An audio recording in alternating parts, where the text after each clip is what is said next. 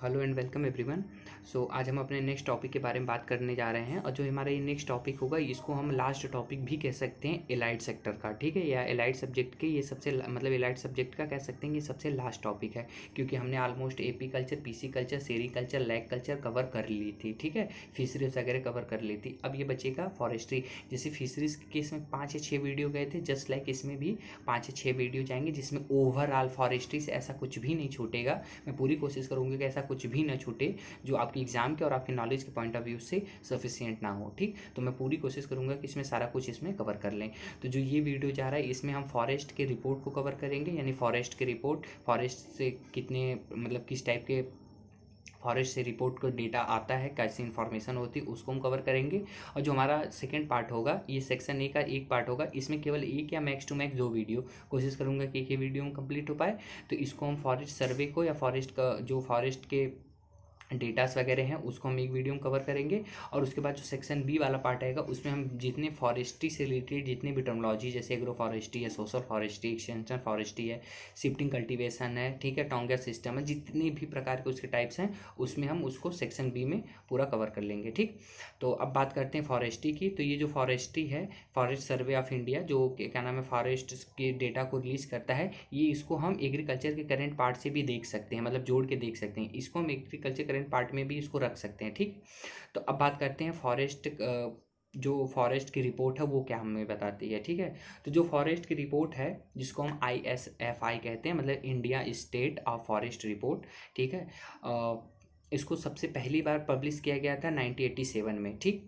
इसको जो forest report है ISFR मतलब इंडिया स्टेट फॉरेस्ट रिपोर्ट, इसको सबसे पहले 1987 में इसको पब्लिश किया गया था, ठीक है। जो इस बार की फॉरेस्ट रिपोर्ट आई है वो 2021 की फॉरेस्ट रिपोर्ट है, अभी 23 की आनी बाकी है, ठीक है। तो अभी जब आएगी मोस्ट प्रोबेबली वो 24 में आ सकती है।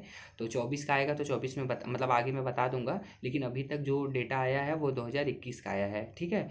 तो उसके अकॉर्डिंग अब बात करेंगे। तो शुरुआत हुई थी 1987 से, ठीक है। 1987 में पहली फॉरेस्ट रिपोर्ट जारी की गई थी। किसके द्वारा जारी की गई थी? इंडिया स्टेट फॉरेस्ट रिपोर्ट के द्वारा जारी की गई थी या पब्लिक की गई थी, जो फॉरेस्ट सर्वे ऑफ इंडिया है, जिसको हम FSI भी बोलते हैं, फॉरेस्ट सर्वे ऑफ इंडिया, ठीक है, उसी के द्वारा जारी की गई थी। इस बार की जो आई है वो 17वीं फॉरेस्ट रिपोर्ट है। ये मतलब कह सकते हैं कि ये हर 2 साल पे हम फॉरेस्ट रिपोर्ट आती रहती है, ठीक है। मतलब आती क्या रहती है, कंपलसरी कि इसको 2 साल पे लाना ही लाना है। तो 1987 से जो अभी तक का है ये 17वीं फॉरेस्ट रिपोर्ट है। ये आ तो गई थी 2021 में, लेकिन इसको ऑफिशियली अनाउंस किया गया, मतलब ऑफिशियली पब्लिश किया गया 13 जनवरी 2022 को, ठीक। तो आने को तो ये 2021 में आ गई थी, लेकिन इसको ऑफिशियली 13 जनवरी 2022 को पब्लिक किया गया। किसके द्वारा? वही फॉरेस्ट सर्वे ऑफ इंडिया। इसको प्लीज़ ध्यान से एक बार सुनिएगा, ये वीडियो ना समझ में आए तो 1 या 2 बार रिपीट कर लीजिएगा, आपको और अच्छे से क्लियर हो पाएगा, लेकिन मैं कोशिश करूंगा कि इसको और अच्छे से समझा पाऊँ, ठीक। तो ये क्लियर हो गया होगा किसने दिया था? FCI ने, यानी फॉरेस्ट सर्वे ऑफ इंडिया, ठीक है, जो Indian state of forest report है ISFR, उसी के द्वारा पब्लिक किया गया। तो उसी के एक संस्थान है FSI यानी फॉरेस्ट सर्वे ऑफ इंडिया। पहली फॉरेस्ट रिपोर्ट 1987 में आई थी, जो इस बार आई है वो 13 जनवरी 2022 को आई है। और कौन सी रिपोर्ट है? वो 17वीं फॉरेस्ट रिपोर्ट है। इतना क्लियर हो गया होगा, ठीक। अब उसके बाद क्या नाम है इसको, ये किस मिनिस्ट्री के अंडर आता है? तो इसकी मिनिस्ट्री जो है वो है, इसकी मिनिस्ट्री है ministry of environment, forest and climate change, जो कि गवर्नमेंट ऑफ इंडिया के द्वारा क्या नाम है इसको इनॉग्रेट किया जाता है, ठीक है। तो जो इसकी मिनिस्ट्री है वो है ministry of environment, forest and climate change, जिसको शॉर्ट में MOEFCC भी कहते हैं, ठीक है। तो ये इस मिनिस्ट्री के अंतर्गत आता है। और पहले तो मैंने बताया दिया 1987 में आई थी। अब ये जो ISFR है, जो इंडिया स्टेट फॉरेस्ट रिपोर्ट है, वो क्या क्या डेटा हमको देता है, क्या क्या चीज़ें बताता है, जो सर्वे होता है फॉरेस्ट का वो हमको क्या क्या कौन सी इन्फॉर्मेशन देता है। तो इसकी बेसिकली 7 से 8 इन्फॉर्मेशन इसमें दी जाती है। पहले इसमें टोटल 6 इन्फॉर्मेशन दी जाती थी, ठीक है। कौन कौन सी मैं एक एक करके बताऊँगा और उसको डिटेल एक्सप्लेनेशन करूँगा, जिससे आपको और बेटर क्लियरिटी हो सके। तो पहले इसमें 6 इन्फॉर्मेशन मिलती थी। आज के डेट में इसमें 2 और ऐड इन्फॉर्मेशन कर दी गई है। वो कौन कौन सी है अब उसको बारी बारी से देखते हैं। तो जो सबसे पहले जो छत पहले मिलती थी वो कौन कौन सी थी? उसमें पहला था कि हमारे यहाँ जो भारत में फॉरेस्ट कवर कितना है, पहली इन्फॉर्मेशन क्या थी, फॉरेस्ट कवर को लेके क्या क्या होता है ये सारे के मैं एक एक को डिटेल में क्या नाम है एक्सप्लेन कर भी दूंगा, ठीक। तो जो सबसे पहली डिटेल मिलती थी वो मिलती थी फॉरेस्ट कवर को लेके, दूसरी ट्री कवर को लेके, ठीक है। अब फॉरेस्ट कवर ट्री कवर क्या होते हैं मैं उसको भी डिटेल में अभी मतलब उसको डिटेल कर दूंगा, ठीक है, आपको बता दूंगा। तो पहली इन्फॉर्मेशन फॉरेस्ट कवर को लेके, दूसरी ट्री कवर को लेके, तीसरी मैनग्रोव कवर को लेके, ठीक है, मैनग्रोव कवर। चौथी है वो है क्या नाम है ग्रोइंग स्टॉक को लेके, ठीक है।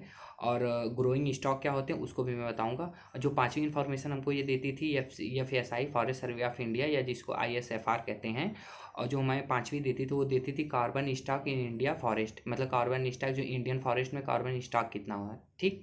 जो छठवीं रिपोर्ट थी वो थी फॉरेस्ट फायर मॉनिटरिंग का, ठीक है, यानी जंगल में कह सकते हैं जंगल में आग लगी किसने देखा, तो जंगल में यदि आप आग लगा दिए या आग लग गई किसी कारणवश तो वो इसी रिपोर्ट ने देखा है, इसी रिपोर्ट वो बता देगी कि जंगल में कितनी दूरी पर आग लगी वगी है, ठीक है। ये भी इन्फॉर्मेशन यही ISFR भी देता है। और जो इसमें दो ऐड हुई ये तो 6 हो गई, 6 में कौन कौन से, forest cover, tree cover, mangrove cover, ठीक। उसके बाद ग्रोइंग स्टॉक, कार्बन स्टॉक, और उसके बाद आपका क्या नाम है फॉरेस्ट फायरिंग मॉनिटरिंग या जो जंगल में आग लगने वाला, ये 6 हैं। ये जो पहले चलते थे लेकिन इसमें इस बार 2 और ऐड कर दिए गए हैं। वो कौन कौन से ऐड कर दिए गए हैं, इसमें जितने भी फॉरेस्ट कवर जो टाइगर रिजर्व में आते हैं, टाइगर रिजर्व मतलब ये जो चीते रहते हैं ना, चीते घर में या फ्लैट में तो रहते नहीं हैं, ये रहते जंगल में ही है, तो उसके अंतर्गत कितने जंगल आते हैं इस बार उसको भी कंसीडर किया गया है, मतलब उसको भी इसमें इंक्लूड किया गया है। और उसके बाद एक और एक्स्ट्रा जुड़ा है वो है जो बायोमास होते हैं, जो ग्राउंड सरफेस पे बायोमास होते हैं उसको भी इसमें इस बार इंक्लूड किया गया है। जैसे बायोमास कहाँ होंगे, जहाँ पे फॉरेस्ट होंगे, और फॉरेस्ट से ही बायोमास मतलब समझ रहे हैं, जैसे फॉरेस्ट की जो पत्तियाँ होती हैं वो गिरती हैं ज़मीन पे, जब उनमें फॉलन होती है पत्तियाँ गिरती हैं तो उससे उसके सरफेस पे बायोमास कलेक्ट हो जाते हैं। तो उस केस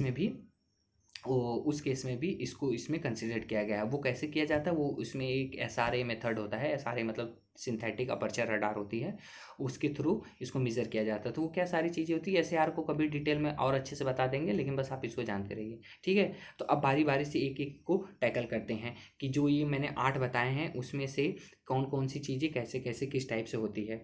तो अब ये समझिए कि जब पहला मैंने बताया जो पहला इन्फॉर्मेशन था ISFR का, वो क्या देता था, वो देता था फॉरेस्ट कवर के, यानी हमारे इंडिया में कितने फॉरेस्ट अभी तक हैं, ठीक। तो फॉरेस्ट कवर की बात करें, फॉरेस्ट कवर हम किसे कहेंगे, फॉरेस्ट कवर यानी होती क्या है, क्या चीज़ है फॉरेस्ट कवर। तो फॉरेस्ट कवर वो होती है जहाँ पे आपका जो एरिया है, ठीक है, वो 1 हेक्टेयर से ज़्यादा होना चाहिए। फॉरेस्ट कवर की क्राइटेरिया होती है, आप उसी को फॉरेस्ट कवर कहेंगे या उसी को फॉरेस्ट कवर कंसीडर किया जाएगा जहाँ पे उसकी जो एरिया है फॉरेस्ट की वो 1 हेक्टेयर से ज़्यादा हो और जो उसकी कैनोपी डेंसिटी हो वो 10% से अधिक हो। अब एरिया तो आप लोग समझ गए होंगे कि ठीक है सर आप बता दिए कि फॉरेस्ट कवर हम उसी को कहेंगे जहाँ पे जो फॉरेस्ट या जंगल होते हैं वो 1 हेक्टेयर से ज़्यादा हैं, लेकिन ये बता दीजिए कैनोपी डेंसिटी क्या होती है।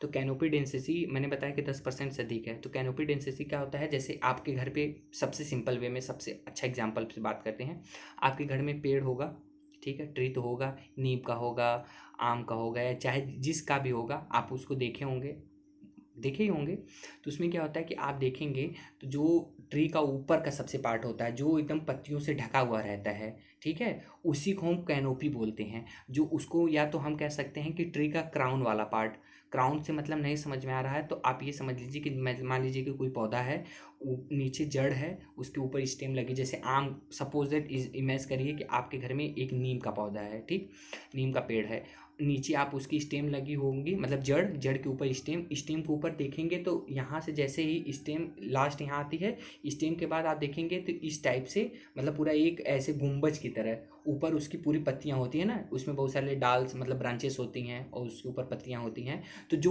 ऊपर वाला सबसे ऊपर वाला पार्ट है, जब आप जैसे आप ऊंचाई पे जाएंगे जैसे 10-20 फीट ऊपर जाएंगे और उसमें से देखेंगे तो आपको केवल नीचे के ऊपर की पत्तियाँ ही नजर आएंगी, वो नीचे का रूट वाला पार्ट यानी जड़ वाला और स्टेम नहीं नजर आएंगे, ऊपर की पत्तियाँ। तो जो वो ऊपर की पत्तियाँ हैं ना, क्राउन वाला पार्ट, सबसे ऊपर वाला पार्ट, उसी को हम कैनोपी बोलते हैं, वही है कैनोपी।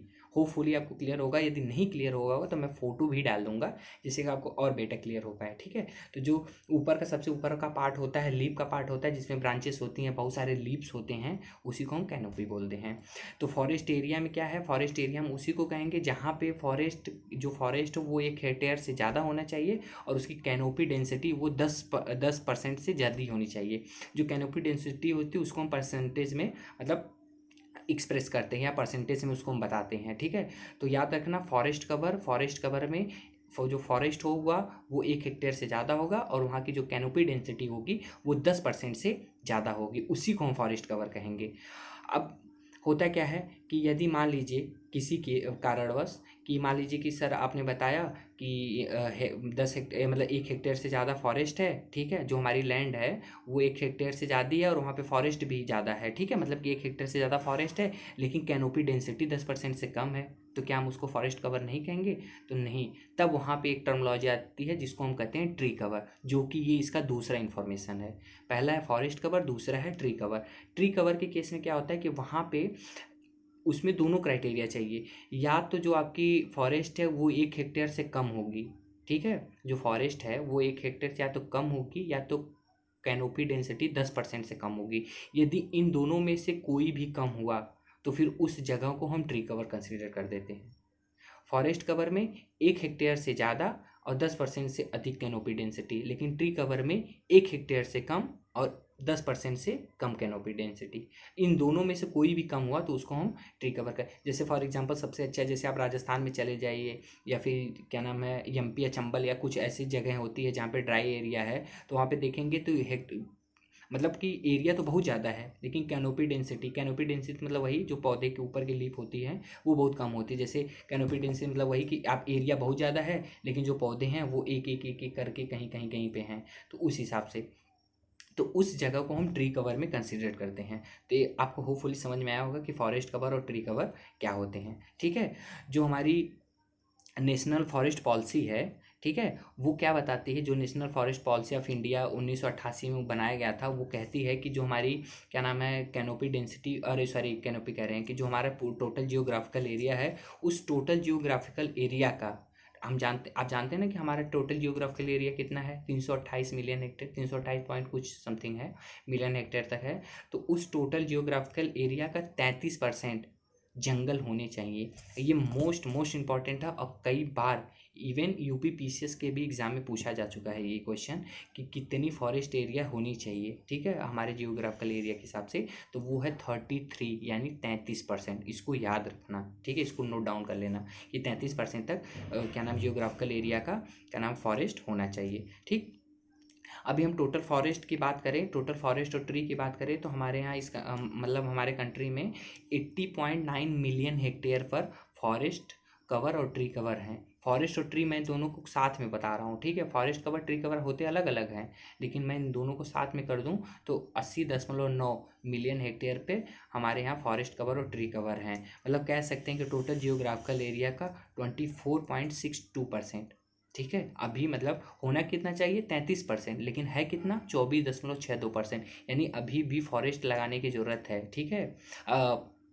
तो ये सारी चीज़ें हैं तो उसको आप इसमें कर सकते हैं। तो यदि हम बात करें तो फॉरेस्ट कवर की तो 21.71% है और ट्री कवर 2.91%। यदि इन दोनों को आप मिला देंगे तो फॉरेस्ट कवर 21.71 और जो ट्री कवर है वो 2.91%। यदि आप इन दोनों को मिला देंगे तो टोटल हो जाएगा 24.62%, ठीक है, जो कि अभी बहुत कम है। जो हमारी नेशनल फॉरेस्ट पॉलिसी है वो कहती है कि हमारे यहाँ भैया 33% तक फॉरेस्ट होने चाहिए पूरे जियोग्राफिकल एरिया का, लेकिन वो उतना है नहीं, अभी 24.62 है, यानी 24 का मतलब हो गया 6 इधर और 3 उधर, मतलब 9% अभी भी फॉरेस्ट एरिया हमारे यहाँ कम है, ठीक है। तो ये कैसे कम हो रहा है, ये जो डिफॉरेस्टेशन वगैरह हो रहे हैं मतलब कि पेड़ पौधों की अंधाधुंध कटाई वगैरह उस टाइप से, तो वहाँ पे क्या फॉरेस्ट तो कम होंगे ना, पेड़ पौधे कम हो रहे हैं तो उससे क्या है, उससे फॉरेस्ट कम होंगे ही होंगे। तो ये सारी चीज़ें होती हैं। तो ये आपको फॉरेस्ट कवर और ट्री कवर समझ में आया होगा। यदि एरिया वाइज बात करें कि सबसे अधिक फॉरेस्ट कवर किस जगह पे है, यदि स्टेट में एरिया वाइज बात करें, ठीक है, एरिया का मतलब समझ रहे कि कहाँ पे एरिया के हिसाब से कहाँ पे फॉरेस्ट, यानी कि क्षेत्र के हिसाब से कहाँ पे फॉरेस्ट बहुत ज़्यादा है, तो इसमें हम टॉप 5 स्टेट को कंसिडर करेंगे, जिसमें सबसे नंबर 1 पे आता है मध्य प्रदेश। ये हर जगह क्वेश्चन में बहुत बार पूछा गया है। एरिया वाइज जो हमारा फॉरेस्ट कवर है उसमें सबसे नंबर 1 पे आता है आपका एमपी, दूसरे नंबर पे अरुणाचल प्रदेश, तीसरे नंबर पे छत्तीसगढ़, चौथे नंबर पर उड़ीसा और पाँचवें नंबर पे आपका महाराष्ट्र। ठीक है, इसको याद रखना। एरिया वाइज जो फॉरेस्ट कवर है उसमें टॉप 5 स्टेट कौन कौन से है, एमपी, अरुणाचल प्रदेश, छत्तीसगढ़, उड़ीसा और महाराष्ट्र, ये 5 स्टेट हैं। और यदि हम परसेंटेज वाइज फॉरेस्ट कवर की बात करें तो अब ये आपको समझ में नहीं आ रहा होगा कि सर एरिया वाइज तो आपने बता दिया कि एमपी में मान लिया, एरिया वाइज का मतलब होगा कि मान लीजिए कि मेरे यहाँ क्या नाम है 100 हेक्टेयर तक ज़मीन है, ठीक है, 100 हेक्टेयर तक मान लीजिए, सपोज दैट कि मेरे यहाँ 100 हेक्टेयर तक ज़मीन है, ठीक है, तो उस 100 हेक्टेयर में मान लीजिए कि वहाँ पे 50 हेक्टेयर तक क्या नाम है वहाँ पे फॉरेस्ट है, तो वहाँ पे फॉरेस्ट 50 हेक्टेयर तक, तो उसको हम कह सकते हैं कि ठीक है ये एरिया वाइज हिसाब से सबसे ज़्यादा है। ठीक है, मान लीजिए कि टोटल मतलब मतलब मान लीजिए कि अपने यहाँ 100% हर चीज़ अपने में 100% होती है ना, तो 100 हेक्टेयर में मान लीजिए कि 5 राज्य हैं, 5 राज्यों में जो एमपी है वो सबसे अधिक, उसमें 50% तक अकेले एमपी कवर किया हुआ है। ठीक है, बाकी में किसी में 12 है, किसी में 10 है, ऐसे ऐसे करके टोटल ऐसे हैं, तो हम मान सकते हैं कि एरिया वाइज सबसे हाईएस्ट एमपी है, मध्य प्रदेश है। लेकिन वहीं बात करें परसेंटेज वाइज, ठीक है, तो कौन सी स्टेट है, कौन सा स्टेट है जो परसेंटेज वाइज फॉरेस्ट कवर में सबसे अधिक है, तो उसमें सबसे नंबर 1 पे आता है। बस इसको याद रखना, जो सबसे पहला है, जो नंबर 1 है वो है आपका मिजोरम। ठीक है, मिजोरम की बात करें तो परसेंटेज वाइज फॉरेस्ट कवर उसमें बहुत ज़्यादा है।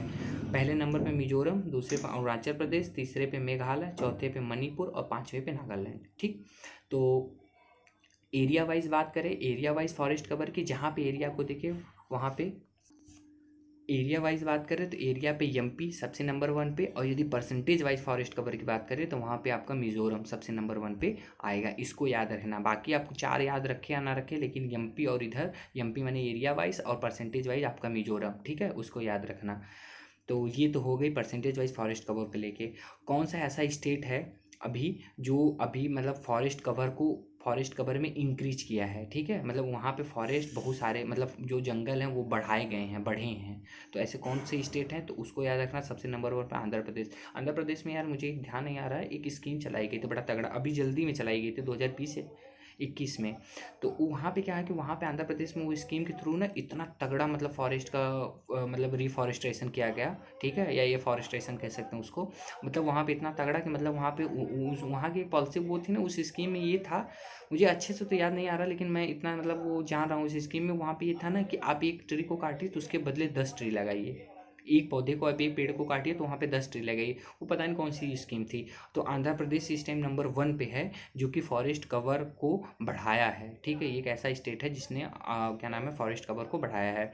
आंध्र प्रदेश है, दूसरे नंबर पे आपका तेलंगाना है, ठीक है, तीसरे पे उड़ीसा है, चौथे पे कर्नाटका, पाँचवें पे झारखंड है। ठीक, तो 5 ऐसे टॉप 5 स्टेट हैं जिन्होंने फॉरेस्ट कवर को बढ़ाया है, जिसमें पहले नंबर पे आंध्रा, दूसरे पे तेलंगाना, तीसरे पे उड़ीसा, चौथे पे कर्नाटका और पाँचवें पे आपका झारखंड है। ठीक, तो ये सारी चीज़ें आपको बेटर क्लियर हुई होंगी। अब जो हमारा दूसरा वीडियो जाएगा इसी का एक पार्ट होगा, उसमें हम जितने भी बचे हुए जैसे मेन ग्रुप से कार्बन स्टॉक है, ग्रोइंग स्टॉक है, ठीक है, फायर मॉनिटरिंग है, फॉरेस्ट फायर मॉनिटरिंग, इसको हम इस अगले वीडियो में कवर करेंगे। तो पहले आप इसको बेटर अच्छे से देख लीजिएगा, मोस्ट प्रॉब्ली क्वेश्चन यहीं से बन जाते हैं। ठीक है, जो नेक्स्ट होगा वो केवल आपके बेसिक इन्फॉर्मेशन के लिए होगा। तो ठीक है, तो okay, thank you so much.